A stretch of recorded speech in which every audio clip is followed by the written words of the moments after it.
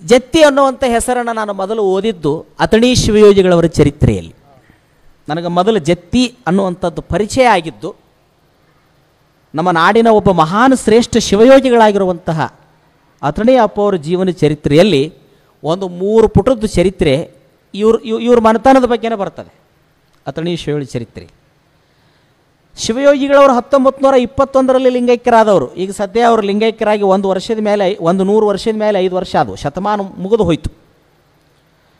ಅಂದಿನ ಅಥಣಿ ತಾಲೂಕಿನ ಸಾವಳಗಿ, ಅಂದಿನ ಅಥಣಿ ಗಚ್ಚಿನ ಮಠ, ಅಂದು ಬಂದಂಥ ದಾನಪ್ಪನ ಕೈ ಹಿಡ್ಕೊಂಡು ಬಂದಂಥ ಬಸಪ್ಪ, ಮುಂದೆ ಶಿವಯೋಗಿಗಳ ಗದ್ದಿಗೆ ಮೇಲೆ ಕುಂತಿರ್ತಕ್ಕಂಥ ಬಸಪ್ಪ, ಮುಂದೆ ಈ ದೇಶದ ರಾಷ್ಟ್ರದ ಗದ್ದಿಗೆ ಮೇಲೆ ಕುಂದಿರ್ತಾನಪ್ಪ ನಿನ್ನ ಮಗ ಅಂತ ಹೇಳಿದಂಥ ಶಿವಯೋಗಿಗಳು ಇವತ್ತು ನಮ್ಮೆಲ್ಲರಿಗೂ ಕೂಡ ಇತಿಹಾಸವಾಗಿ ಉಳ್ಕೊಂಡಿದ್ದಾರೆ. ಆ ಚರಿತ್ರೆಯನ್ನು ಓದಿದಾಗ ಒಂಥರ ರೋಮಾಂಚನ ಅನ್ನಿಸ್ತಿತ್ತು. ಎಂಥವ್ರಪ್ಪ ನಮ್ಮ ಹಿರಿಯರು. ಇವತ್ತು ಇಷ್ಟು 3G 4G 5G ಬಂದವ, ನಮಗೆ ನಾಳೆ ಏನಾಕೈತೆ ಅನ್ನೋದು ಗೊತ್ತಾಗೋದಿಲ್ಲ. 4 ವರ್ಷದ ಒಬ್ಬ ಹುಡುಗ ಶಿವಯೋಗಿಗಳ ಗಾದಿ ಮ್ಯಾಗ ಕುಂತ್ರ ಇವ ಮುಂದೆ ಈ ದೇಶದ ಗಾದಿ ಮೇಲೆ ಕುಂತಿರ್ತಾನಂತ ಶಿವಯೋಗಿ ಹೇಳ್ತಾನಂದ್ರೆ ಅದು ಲಿಂಗೈಕ್ಯ ಸ್ಥಿತಿ ಅಂತ ನಾನು ಭಾವಿಸ್ತೇನೆ. ಯಾವುದು ಲಿಂಗೈಕ್ಯ ಸ್ಥಿತಿ ಅಂದ್ರೆ ಅದು ಲಿಂಗೈಕ್ಯ ಸ್ಥಿತಿ. ಅಂಥ ಶಿವಯೋಗಿಗಳವರ ಕೃಪಾ ಆಶೀರ್ವಾದದಿಂದ ಬೆಳೆದಿರ್ತಕ್ಕಂಥ ಬಸಪ್ಪನವರು ಮುಂದೆ ಈ ರಾಜ್ಯದ ಮುಖ್ಯಮಂತ್ರಿಗಳು ಕೂಡ ಆಗಿದ್ದರು. ಮೈಸೂರು ರಾಜ್ಯದಲ್ಲಿ ಮುಖ್ಯಮಂತ್ರಿಗಳು ಕೂಡ ಆದರು. ಬಹುಶಃ ಕರ್ನಾಟಕವನ್ನು ಪ್ರತಿನಿಧಿಸಿದವರಂದ್ರೆ ಬಸಪ್ಪನವರು, ಜತ್ತಿಯವರು, ಇನ್ನೊಬ್ಬರು ನಿಜಲಿಂಗಪ್ಪನವರು. ಇವರಿಬ್ಬರ ಮಾತು ಅಂದರೆ ಕೇಂದ್ರದವರಿಗೆ ವಚನವಾಕ್ಯ ಇದ್ದಂಗೆ. ಇವರು ಏನು ಹೇಳ್ತಾರೆ ಕರ್ನಾಟಕದಿಂದ ಅದನ್ನು ಕೇಂದ್ರದವ್ರು ಕೇಳ್ತಿದ್ರಂತ ನಾವು ಕೇಳಿವಿ. ಬಿಡಿ ಜತ್ತಿ ಸಾಹೇಬ್ರು ಏನು ಹೇಳ್ತಾರೆ, ಇನ್ನೊಂದು ನಿಜಲಿಂಗಪ್ಪನವ್ರು ಏನು ಹೇಳ್ತಾರೆ, ಇವರಿಬ್ಬರು ಮಾತುಗಳನ್ನು ಇಂದಿರಾ ಗಾಂಧಿ ಅಂತವ್ರು ಕೂಡ ತೆಗೆದು ಹಾಕ್ತಿದ್ದಿಲ್ಲ ಅನ್ನುವಂಥದ್ದು ನಾವು ರಾಜಕಾರಣದಲ್ಲಿ ಕೇಳಿದ್ದೇವೆ. ಮುಂದೆ ಅವರು ರಾಷ್ಟ್ರಪತಿ ಸ್ಥಾನದಲ್ಲಿ ಕುಂತಂಥ ಸಂದರ್ಭದಲ್ಲಿನೂ ಕೂಡ ಅವರು ವಿಭೂತಿಯನ್ನು ಹಚ್ಕೊಳ್ಳೋದು ಬಿಡಲಿಲ್ಲ. ಅದು ನಮಗೆ ದೊಡ್ಡ ಆದರ್ಶವಾಗಿ ಕಾಣುತ್ತದೆ. ನಮಗೆ ಯಾವುದು ಆದರ್ಶ ಆಗ್ತದಂದರೆ, ಅವರು ರಾಷ್ಟ್ರಪತಿ ಸ್ಥಾನದಾಗ ಕುಂತಾಗೂ ಅವರ ಹಣೆ ಮೇಲೆ ಭಸ್ಮವನ್ನು ಬಿಡಲಿಲ್ಲ. ಶ್ರೀ ವಿಭೂತಿಯ ಪೂಸದವರ, ಶ್ರೀ ರುದ್ರಾಕ್ಷಿಯ ಧರಿಸದವರ, ನಿತ್ಯ ಲಿಂಗಾರ್ಚನೆ ಮಾಡದವರ, ಜಂಗಮವೇ ಲಿಂಗವೆಂದರಿಯದವರ, ಸದ್ಭಕ್ತರ ಸಂಘದಲ್ಲಿರದವರ, ಎನಗೆ ನೀ ತೋರದಿರೆಯ ಕೂಡಲ ಸಂಗಮ ದೇವ ಅನ್ನುವಂಥ ಮಾತನ್ನು ಬಸವಣ್ಣವ್ರು ಹೇಳ್ತಾರೆ. ಆವತ್ತಿನ ಕಾಲದಲ್ಲಿ ಅವರು ದಿಲ್ಲಿ ಒಳಗಿದ್ದಾಗೂ ಕೂಡ ನಮ್ಮ ಕನ್ನಡ ನಾಡಿನ ಎಷ್ಟೋ ಮಂದಿ ಸ್ವಾಮಿಗಳು ಅವ್ರ ಮನೆಗೆ ಹೋಗಿ ಭೇಟಿ ಕೊಟ್ಟು ಬಂದರು. ರಾಷ್ಟ್ರಪತಿ ಭವನನ ನೋಡಿದ್ದಿಲ್ಲ ನಮ್ಮ ಲಿಂಗಾಯತ ಬಹಳ ಮಂದಿ ಸ್ವಾಮಿಗಳು. ಬಿಡಿ ಜತ್ತಿಯವರು ರಾಷ್ಟ್ರಪತಿಗಳಾದಂಥ ಸಂದರ್ಭದೊಳಗೆ ರಾಷ್ಟ್ರಪತಿ ಭವನ ಲಿಂಗಾಯತರ ತವ್ರ ಮನೆಯಾಗಿತ್ತು. ಅದನ್ನು ನಾನು ಭಾಳಷ್ಟು ಕಡೆ ಕೇಳಿದ್ದೇನೆ. ಅಷ್ಟು ಕಳ್ಕಳಿ. ತಿಂಗಳಿಗೆ 1-2 ಇಲ್ಲಿಂದ ಸ್ವಾಮಿಗಳವ್ರ ಮನೆಯೊಳಗೆ ಹೋಗೋದೇ ಅಂತೆ. ಪೂಜಾ ಪ್ರಸಾದ ಪಾದೋದಕ ಆಗದೆ ಹೆಂಗೆ ಬಸವಣ್ಣವ್ರ ಮಹಾಮನೆಯಲ್ಲಿ ಆಗ್ತಿತ್ತು, ಹಂಗೆ ದಿಲ್ಲಿ ಅಂತ ಕೇಂದ್ರ ಸಿಟಿ ಒಳಗೆ ಅಲ್ಲಿನೂ ಕೂಡ ಅಲ್ಲಿ ಅನುಭವ ನಡೀತಿತ್ತು. ಮುಂದೆ ಅವರು ಬೆಂಗಳೂರಲ್ಲಿದ್ದಾಗೂ ಕೂಡ ಅದು ನಿರಂತರವಾಗಿ ನಡೀತಿತ್ತು. ಪ್ರಶ್ನೆ ಮಾಡಿದರು, ನೀವು ಒಂದು ದೇಶದ ಅತ್ಯುನ್ನತ ಪ್ರಥಮ ಪ್ರಜೆಯಾಗಿ ರಾಷ್ಟ್ರಪತಿಯಾಗಿ ನೀವು ರಾಷ್ಟ್ರಪತಿಯ ಸ್ಥಾನದಲ್ಲಿ ಕೂತ್ಕೊಂಡು ವಿಭೂತಿಯನ್ನು ಧರಿಸೋದು ಇದು ಎಷ್ಟರ ಮಟ್ಟಿಗೆ ಸರಿ ಅಂದಂಥ ಸಂದರ್ಭದಲ್ಲಿ ಆವಾಗ ಜತ್ತಿಯವರು ಹೇಳಿರ್ತಕ್ಕಂಥ ಉತ್ತರ ಇವತ್ತಿನ ಎಲ್ಲ ಲಿಂಗಾಯತರು ಅದನ್ನು ಆತ್ಮಾವಲೋಕನ ಮಾಡಿಕೊಳ್ಬೇಕಾಗ್ತದೆ. ಅದನ್ನು ಆತ್ಮಾವಲೋಕನ ಮಾಡಿಕೋಬೇಕು ನಾವು. ಯಾಕಂದ್ರೆ ನಮಗೆ ಭಾಳ ಮಂದಿಗೆ ವಿಭೂತಿ ಹಚ್ಚೋದಂದ್ರೆ ಭಾಳ ಅಪಮಾನ ಅಂತ ತಿಳ್ಕೊಂಡಿವಿ. ವಿಭೂತಿ ಹಚ್ಚೋದು ಇತ್ತಿತ್ತಲಲ್ಲಿ ಭಾಳ ನೋವಿನ ಸಂಗತಿ. ತಪ್ಪು ತಿಳ್ಕೊಬೇಡ್ರಿ. ನಮ್ಮ ನಾಡಿನೊಳಗೆ ಒಂದು ಟ್ರೆಂಡ್ ಹೊಂಟದೆ. ಅತಿಯಾದ ವೈಚಾರಿಕತೆಯೊಂದಿಗೆ ವಿಭೂತಿ ರುದ್ರಾಕ್ಷಿ ಲಿಂಗಗಳ ಅವಶ್ಯಕತೆಯೇ ಇಲ್ಲ ಅನ್ನುವಷ್ಟರ ಮಟ್ಟಿಗೆ ಅವ್ರು ಭಾಷಣ ಮಾಡಕತ್ತಾರ. ಇದು ಒಂದು ರೀತಿ ಯಾಕೋ ಭಯಾನಕ ಅಂತ ಅನ್ಸಕತ್ತೈತೆ ನನಗೆ. ನೀವು ಅತಿಯಾಗಿರ್ತಕ್ಕಂಥ ಕಮ್ಯುನಿಸ್ಟ್ ಸಿದ್ಧಾಂತಕ್ಕೆ ವಚನ ಸಿದ್ಧಾಂತವನ್ನು ಹೋಲಿಸಿ ನೀವು ಯಾವ ಪುರುಷಾರ್ಥವನ್ನು ಸಾಧಿಸೋರದಿರಿ ಅಂತ ನನ್ನ ಪ್ರಶ್ನೆ. ಪ್ರತಿಯೊಂದಕ್ಕೂ ಓದ್ತೀರಿ. ಆಗಲ್ಲ ನಮ್ಮ ಗವಾಯಿಗಳ ಹಾಡಿದ್ರು, ಶಿವಚಿಂತೆ ಶಿವಜ್ಞಾನವಿಲ್ಲದ ಮನುಜರು ಸಗಣಕ್ಕೆ 1000 ಹುಳ ಹೊಟ್ಟೆವೆ ದೇವ. ಈ ಮಟ್ಟದ ಚಿಂತನೆಗಳು ನಿಮ್ಮ ಸಿದ್ಧಾಂತದಲ್ಲಿ ಇದ್ದಾವೆ. ಹಂಗಾರೆ ಬಸವಣ್ಣವರು ಬರೀ ಸಾಮಾಜಿಕ ಕಾರ್ಯಗಳನ್ನು ಮಾಡಿ ನಿಂತು ಬಿಟ್ರ, ಬರೀ ಸಮಾನತೆಯನ್ನು ತಂದುಬಿಟ್ಟು ಮುಗಿತು ಅಲ್ಲಿಗೆ ಮುಗಿದು ಬಿಡುತ್ತಾ. ಮತ್ತು ಇಷ್ಟಕ್ಕೆ ಅನುಭವ ಮಂಟಪ ಆಗೋದಾದ್ರೆ ನಮಗೆ ಅನುಭವ ಮಂಟಪ ಬೇಡ, ಅವಶ್ಯಕತೆ ಇಲ್ಲ ನಮಗೆ. ಬರೀ ಮಹಿಳಾ ಸಮಾನತೆ ಒಂದ ತಂದು ಕೊಟ್ಟರು, ಜಾತೀಯತೆಯನ್ನು ತೆಗೆದೋಗೋದು ಎಲ್ಲರೂ ಒಂದಂದ್ರು ಅಂತ ಇಷ್ಟಕ್ಕೆ ಅವ್ರು ಹೇಳೋದಾದ್ರೆ ನಮಗೆ ಅನುಭವ ಮಂಟಪಕ್ಕೆ ಅವಶ್ಯಕತೆ ಬೇಡ. ಅದನ್ನು ಈಗ ಸಂವಿಧಾನ ಭಾಳ ಚೆನ್ನಾಗಿ ಮಾಡ್ತಾ ಇದೆ ಆ ಕೆಲಸವನ್ನು. ಅಗದಿ ಅಧಿಕೃತವಾಗಿ ಇಡೀ ಅಖಂಡ ಭಾರತವನ್ನು ಸಂವಿಧಾನ ತನ್ನ ಸೂತ್ರದಲ್ಲಿ ಕಟ್ಟಿಕೊಟ್ಟಿದೆ. ಅದು ಎಲ್ಲರೂ ಅದರ ಉಪಯೋಗವನ್ನು ನಾವು ಪಡ್ಕೊಳಕತ್ತೀವಿ. ಹೊಳ್ಳಮಳ್ಳ 12ನೇ ಶತಮಾನದ ಸುದ್ದಿ ಹೇಳ್ಕೊಂತ ಸಮಾನತೆ ಕೊಟ್ಟರು ಅಂತ ಹೇಳಿ ಆ ಶಬ್ದ ಕೇಳಿ ಬರೀ ಕಿವಿಗೆ ಸೂತಕ ಆಗೋದು ಬೇಡ ಅಂತ ನನ್ನ ಅಭಿಪ್ರಾಯ. ಯಾಕಂದ್ರೆ ಕೆಲವು ಮಾತುಗಳಿಗೆ ಸೂತಕಗಳು ಬರ್ತಾವಂತ. ಹೊಳ್ಳಮಳ್ಳ ಅವು ಯಾವ ಮಾತುಗಳಂದ್ರೆ 12ನೇ ಶತಮಾನದ ಶರಣರ ಮಾತುಗಳು ಗುಹೇಶ್ವರನ ಶರಣರು ನುಡಿದು ಸೂತಕಿಗಳಲ್ಲ. ಗುಹೇಶ್ವರನ ಶರಣರು ನುಡಿದು ಸೂತಕಿಗಳಿಲ್ಲ. ಒಂದು ಲೇಖನ ಬಂದಿತ್ತು ಈ ಒಂದು ದಿನಪತ್ರಿಕೆಯಲ್ಲಿ. ಅದರಲ್ಲಿ ಆ ಲೇಖನದಲ್ಲಿ ಒಬ್ಬ ಅಂಕಣಕಾರ ಭಾಳ ಚಂದ ಬರಿತಾನೆ. ಪ್ರತಿಯೊಂದು ಮಾತುಗಳನ್ನು ಹೊಳ್ಳಾಮಳ ಭಾಷಣದಲ್ಲಿ, ಪ್ರವಚನದಲ್ಲಿ, ದಿನನಿತ್ಯದಲ್ಲಿ ಬಳಸಿಕೊಳ್ಳೋದ್ರಿಂದ ಆ ಮಾತುಗಳಿಗೆ ಸೂತಕ ಬರ್ತತೆ ಅಂತ.